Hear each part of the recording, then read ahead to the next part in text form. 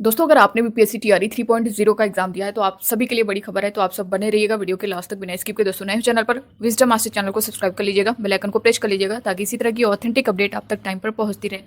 इस वीडियो के माध्यम से दोस्तों टीआरई 3 रिजल्ट सेफ स्कोर के बारे में हम लोग जानने वाले हैं, साथ ही प्रमाण पत्र का विवि से जो है सत्यापन। दूसरी चीज, शिक्षकों की बहाली जल्द, इस पर जो है जो अपडेट है, जो न्यूज आई हुई इसके बारे में डिटेल में जानेंगे। साथ ही टीआरई 3 का जो कट ऑफ है वो कम होने वाला है, वो कैसे कम होगा सब कुछ जानेंगे। और किन की जो है नौकरी खतरे में है, लगभग 24,000 शिक्षकों की यहाँ पे नौकरी खतरे में है। क्यों, रीजन क्या है, सब कुछ डिटेल में जानेंगे। साथ ही दोस्तों दिव्यांग जाति निवास अन्य प्रमाण पत्र जांच शुरू, तो सब कुछ यहाँ पे हम लोग जानने वाले हैं। साथ ही दोस्तों मैं आपसे रिक्वेस्ट करूंगी, जितने भी अभ्यर्थी इस चैनल पर बने हुए हैं, वीडियो प्रॉपर देख रहे हैं, आपसे रिक्वेस्ट है एक बार जो है विजडम मास्टर चैनल को सब्सक्राइब कर लीजिएगा। यहाँ से जो भी न्यूज़ आपको मिलेगी, ऑथेंटिक मिलेगी, ऑफिशियल मिलेगी, तो प्लीज़ आज ये काम आप लोग जरूर करिएगा। क्योंकि यहाँ पे मैं आपको बता दूं कि सिर्फ 8% अभ्यर्थी जो देख रहे हैं वही सब्सक्राइब किए हैं, बाकी 92% अभ्यर्थी बस देख कर चले जाते हैं। तो आपसे रिक्वेस्ट है, इतना तो आप कर सकते हैं, इतना करने में आपका कुछ नहीं जाता है। तो फिलहाल हम लोग आज की जो न्यूज़ है यहाँ पे देखते हैं। दोस्तों, आप लोग देख पा रहे होंगे स्क्रीन पर, निर्धारित अंक से कम नंबर दिव्यांग जाति प्रमाण पत्र फर्जी। सीटीटी में 4,000 शिक्षक फर्जी मिले, अब जाएगी इनकी नौकरी। वहीं बिहार में लगभग 24,000 शिक्षकों की नौकरी खतरे में है। क्यों है, इसके बारे में हम लोग डिटेल में जानेंगे। पहली जांच में प्रमाण पत्र फर्जी, ये आप सभी के लिए दोस्तों टीआरई 3.0 के जो हैं और जो ऑलरेडी जॉब में हैं टीआरई 1.0 2.0। तो यहाँ पे देख सकते हैं बिहार में लगभग 4,000 शिक्षक फर्जी पाए गए हैं। जांच के दौरान 80% शिक्षकों का सीटीटी में निर्धारित अंक से कम नंबर है, यानी सीटीटी में 60% से कम नंबर है, जबकि 20% शिक्षकों ने दिव्यांग जाति निवास खेल सहित अन्य प्रमाण पत्र फर्जी बनाए हैं। ऐसे में इन शिक्षकों के खिलाफ कार्रवाई की तैयारी की जा रही है। इसके साथ ही फर्जी शिक्षकों से सरकार द्वारा दिए गए वेतन की भी वसूली की जाएगी। यहाँ पे साफ तौर पे मेंशन किया गया, आप देख सकते हैं कि सरकार द्वारा दिए गए वेतन की वसूली की जाएगी। बिहार में लगभग 24,000 शिक्षकों की नौकरी खतरे में है। पहली जांच में उनके एक से अधिक प्रमाण पत्र फर्जी पाए गए हैं। अब दूसरी बार फिर से जांच होगी। इस दौरान भी यदि प्रमाण पत्र के बारे में कोई रिकॉर्ड नहीं मिलता है तो उनको बर्खास्त करने के बाद कानूनी कार्रवाई की जाएगी। हालांकि सक्षमता परीक्षा पास अभ्यर्थियों की काउंसलिंग के दौरान पहले चरण में ही 96 शिक्षकों की मार्कशीट जो है फर्जी थी, जिनके खिलाफ कार्रवाई की गई है। गौरतलब है कि सक्षमता परीक्षा पास 1.87 लाख अभ्यर्थियों 1 अगस्त से 13 सितंबर तक काउंसलिंग की गई थी। इस दौरान 42,000 शिक्षकों की कई कारणों से काउंसलिंग नहीं हुई, जबकि 3,000 से अधिक शिक्षक काउंसलिंग में अनुपस्थित थे। 42,000 में 10,000 से अधिक शिक्षकों का बायोमेट्रिक सत्यापन नहीं हो सका है। हालांकि इन अभ्यर्थियों की काउंसलिंग नहीं हुई, उनको छठ के बाद फिर से मौका मिलेगा। तो उनको जो है छठ के बाद फिर से मौका दिया जाएगा। साथ ही दोस्तों यहाँ पे देख भी सकते हैं, सीतामढ़ी में जांच के दौरान 7 शिक्षकों के प्रमाण पत्र फर्जी पाए गए, एफआईआर दर्ज। सीतामढ़ी में जो है दोस्तों, ये चीजें आपको जानना बेहद जरूरी है अगर आपने टीआरई 3.0 का एग्जाम दिया है, क्योंकि यही चीजें आपके साथ होने वाली हैं। और अगर आप टीआरई 4 का भी वेट कर रहे हैं तो इन सभी चीजों की जानकारी आपको होनी चाहिए। सीतामढ़ी में आप देख सकते हैं जांच के दौरान नियोजित 7 शिक्षक फर्जी पाए गए हैं, जिनके खिलाफ जालसाजी, साक्ष्य को छुपाने सहित अन्य मामलों में केस किया गया है। 7 फर्जी शिक्षकों में 5 महिला हैं। जानकारी के मुताबिक शिक्षकों की मार्कशीट जांच के दौरान संदिग्ध पाई गई थी। इस दौरान जिला शिक्षा पदाधिकारी ने उन्हें वास्तविक कागज सौंपने का निर्देश दिया था, लेकिन कई बार रिमाइंडर के बाद भी संबंधित कागज विभाग को नहीं सौंपा। इस दौरान शिक्षा विभाग की ओर से उनके प्रमाण पत्र की जांच की गई। इसमें कई शिक्षकों की मार्कशीट फर्जी पाई गई। इसके साथ ही जाति और निवास प्रमाण पत्र भी गलत थे। दूसरी चीज यहाँ पे देख सकते हैं, प्रमाण पत्र का विवि से हो रहा सत्यापन। सक्षमता परीक्षा पास शिक्षकों की काउंसलिंग हो चुकी है। इसके बाद जिन शिक्षकों की मार्कशीट संदिग्ध है उनकी जांच संबंधित विश्वविद्यालयों से जांच कराई जा रही है। इसके लिए शिक्षा विभाग ने संबंधित विश्वविद्यालयों के प्रशासनिक अधिकारियों को शिक्षकों की मार्कशीट भेजी है। इसके साथ ही उनके कार्य के विवरण की मांग की जा रही है, जिससे शिक्षक द्वारा दिए गए अनुभव प्रमाण पत्र की भी जांच हो। दूसरा जो दिया गया सत्यापन सर्विस बुक में दर्ज किया जाएगा। सरकारी स्कूलों के शिक्षकों के होने वाले ट्रांसफर पोस्टिंग के बाद उनका सत्यापन किया जाएगा। इस दौरान शिक्षकों की मार्कशीट, फोटो, निवास, जाति प्रमाण पत्र, बायोमेट्रिक और यहाँ पे देख सकते हैं ऑथेंटिकेशन आधारित आधार कार्ड का सत्यापन, थंब इंप्रेशन की जांच होगी। सभी रिकॉर्ड सर्विस बुक में दर्ज होंगे। डिजिटल सर्विस बुक बनने के बाद रिकॉर्ड ऑनलाइन कर दिए जाएंगे। शिक्षक जहां काम करेंगे संबंधित अफसर तत्काल जांच कर सकेंगे। वहीं काउंसलिंग में कई शिक्षकों की मार्कशीट जो है संदिग्ध, यहाँ पे देख सकते हैं। दूसरी चीज दोस्तों यहाँ पे जो दी गई है, सक्षमता परीक्षा पास 40,000 से अधिक शिक्षकों की काउंसलिंग नहीं हो सकी है। नवंबर में छूटे हुए अभ्यर्थियों की काउंसलिंग की संभावना है। काउंसलिंग में कई शिक्षकों की मार्कशीट संदिग्ध मिली। वही दोस्तों जो बहाली है, यहाँ पे जो न्यूज आई हुई है, 7,279 विशेष शिक्षकों की बहाली प्रक्रिया शीघ्र। सामान्य प्रशासन विभाग बीपीएससी को भेजेगा नियुक्ति की अधियाचना। यहाँ पे 5,534 शिक्षक कक्षा 1 से 5 वाले विद्यालय में होंगे बहाल। वहीं 1,745 विशेष शिक्षक कक्षा 6 से 8 वाले स्कूलों में भर्ती होंगे। नाम आधार में सुधार को आवेदन आज तक। ये जो न्यूज़ है आप देख सकते हैं नाम आधार को लेकर के, इसके बारे में क्या है।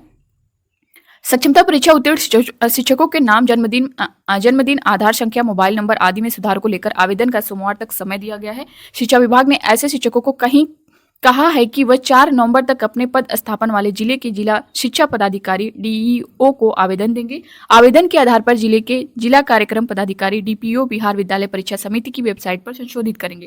राज्य में ऐसे शिक्षकों की संख्या 10,219 है जिसके नाम, आधार संख्या आदि में अंतर रहने के कारण काउंसलिंग नहीं हो पाई थी। तो ये मौका दिया गया है, आप लोग देख सकते हैं। दूसरी चीज़ जो इससे रिलेटेड है, ये पूरी न्यूज़ जो आप लोग स्क्रीन पर देख पा रहे होंगे, ये सारी चीज़ें हैं। तो इसके बारे में जो था दोस्तों, बहाली को लेकर के जो बहाली की प्रक्रिया है, साथ ही जो इसमें सत्यापन को लेकर के है, तो आप अगर टीआरई 3.0 का एग्जाम दिए हैं तो इन सारी चीज़ों से आपको अलर्ट होना है।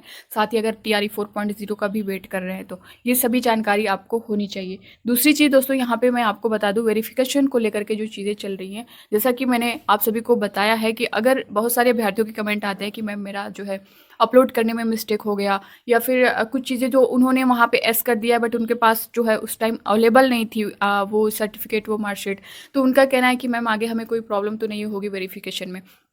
तो दोस्तों, अगर जो है आपका जो भी डॉक्यूमेंट्स है वो 25 फरवरी के पहले कंप्लीट हो चुका है, चाहे वो आपकी बीएड की मार्कशीट हो या फिर डीएलएड की मार्कशीट हो या फिर सीटेट की मार्कशीट सर्टिफिकेट हो, अगर आपका जो रिजल्ट है ना वो 25 फरवरी से पहले आ चुका है तो आपको किसी भी चीज़ में डरने की ज़रूरत नहीं है। भले ही उसकी मार्कशीट सर्टिफिकेट आपको बाद में मिली होगी, उस डेट के बाद की होगी, तो उससे कोई इशू नहीं होगा, बट आपका जो रिजल्ट है ना वो 25 से पहले का होना चाहिए। रही बात प्रमाण पत्र की, चाहे आपका निवास हो, जाति हो, या फिर जो भी कोई भी प्रमाण पत्र आपका है तो वो 25 के पहले का बना होना चाहिए, यानी 25 फरवरी के पहले का बना होना चाहिए। उसके बाद का होगा तो फिर आपके लिए प्रॉब्लम है, क्योंकि जो डेट बताई गई है कि जो भी आपके डॉक्यूमेंट्स हैं वो 25 फरवरी के पहले के होने चाहिए।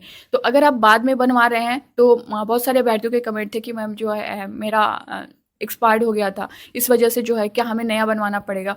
तो अगर आपने उस टाइम अप्लाई किया है, जो आपका ओल्ड वाला था उस बेस पर अप्लाई किया है, तो आपको वो भी रखना है, और जो आप न्यू बनवा रहे हैं उसको भी न्यू आपको बनवाना ही पड़ेगा, क्योंकि जब आपका एक्सपायर हो चुका है तो जिसके बेस पर आपने अप्लाई किया था वो आपके साथ होना चाहिए, और वहाँ पर अगर आप न्यू दिखा रहे हैं तो दोनों आपके साथ होना चाहिए। तो ये आपको रखना है। दूसरी चीज़, जो रिजर्वेशन वाला मामला है, फीमेल को लेकर के काफ़ी अभ्यर्थियों के कमेंट थे फीमेल से कि मैम जो है हमारा जो ईडब्ल्यूएस है वो पति के नाम पर है, तो जो हमारा निवास है वो पति के नाम पर है, तो क्या आगे हमें कोई प्रॉब्लम होगी। तो दोस्तों देखिए, आपका जो टीआरई 3.0 का नोटिफिकेशन आया था उसमें साफ तौर पे मेंशन किया गया है कि जो फीमेल हैं उनका जो प्रमाण पत्र वगैरह है वो उनके पिता के एड्रेस पर होना चाहिए। तो अगर ऐसा है, आपका जो निवास है पति के नाम पर है, यानी पति के एड्रेस पर है, तो आप जो है अपने पिता के एड्रेस पर चेंज करवा लीजिए। उसको बनने में आपका 1 हफ्ते का टाइम लगता है। आई निवास आप बनवा सकते हैं, तो ऐसा कुछ है तो आप उसमें उसको बनवा लीजिए। और अगर जो है करेक्शन का आपको टाइम दिया जाता है, जैसा कि आप टीआरई 1.0 2.0 में भी देखे होंगे कि रिजल्ट टाइम आपको 1-2 दिन का करेक्शन का टाइम दिया गया था, कि अगर कुछ इशू है, कोई प्रॉब्लम है, कुछ मिस्टेक हुआ है आपसे डॉक्यूमेंट्स में, तो आप फिर से अपलोड कर सकते हैं। तो हो सकता है टीआरई 3.0 में भी आपको कोई मौका दिया जाए जिससे आप उसमें सुधार कर सकते हैं। तो जो भी चीज़ें आपको लग रही हैं मिस्टेक हैं, आप उसका करेक्शन करके रखें, क्योंकि करेक्शन टाइम दिया जाएगा तो बहुत ज़्यादा टाइम नहीं दिया जाएगा, 1-2 दिन का टाइम दिया जाएगा, उसी में आपको सब कुछ करना है। तो ये था दोस्तों। बाकी सेफ स्कोर को लेकर के, जैसा कि मैंने कट ऑफ आपका बताया ही है, पीआरटी हो या फिर 6 to 8 हो, 9 to 10 हो, 11 to 12 हो, सभी का बताया है। तो यहाँ पर मैं एक चीज़ क्लियर कर दूँ, जैसा कि हेड मास्टर और हेड टीचर का जो रिजल्ट आया हुआ है आपने देखा हुआ है, उसका जो पूरा डेटा था मैंने उससे रिलेट करके आपको पीआरटी का जो नंबर है कितना जा सकता है उस हिसाब से बताया भी था। तो इससे पहले की वीडियो जिन लोगों ने देखी होगी उनको सारी चीज़ें पता होंगी। तो बाकी चीज़ें दोस्तों, अगर आप कहेंगे तो पीआरटी का 6 to 8 का, 9 to 10 का, 11 to 12 का, सभी का जो है हम लोग फिर से एक बार देख लेंगे। दूसरी चीज़ दोस्तों, यहाँ पे आपको अभी निराश नहीं होना है, क्योंकि जिस तरह से चीज़ें चल रही हैं कि बहुत ज़्यादा कट ऑफ जाने वाली है, बहुत ज़्यादा कट ऑफ जाने वाली है, तो आप देख सकते हैं 150 में से हेड मास्टर और हेड टीचर का जो कट ऑफ गया 85 के आसपास गया है। और फीमेल का जो है, जो डिफरेंस देखने को मिल रहा है, 7-8 नंबर का डिफरेंस, 9 से 10 नंबर का डिफरेंस आपको देखने को मिला है। और वो हर कैटेगरी में है, चाहे आपका यूआर हो या फिर ईडब्ल्यूएस हो, ईबीसी, बीसी, एससी, किसी किसी कैटेगरी में सेम है, चाहे मेल हो या फिर फीमेल हो।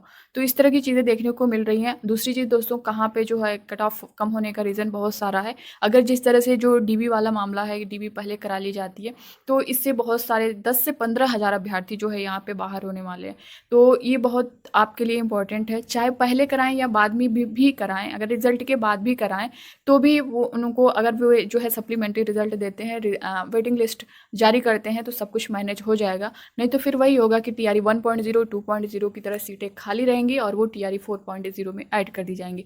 तो ये जो है इसकी मांग जो है चल ही रही है कि अगर आप वन कैंडिडेट वन रिजल्ट नहीं देते हैं तो आप जो है DV पहले करवाएं या फिर बाद में भी करवाएं, तो वेटिंग लिस्ट जारी करें। तो ये था दोस्तों इससे रिलेटेड पूरी जानकारी जो कि मैंने आप सभी को दे दी है। बाकी अब इससे रिलेटेड आपके मन में कोई डाउट होगा तो आप लोग कमेंट बॉक्स में कमेंट करके ज़रूर बताइएगा। मिलते हैं नेक्स्ट अपडेट के साथ, तब तक के लिए bye bye, take care, thank you.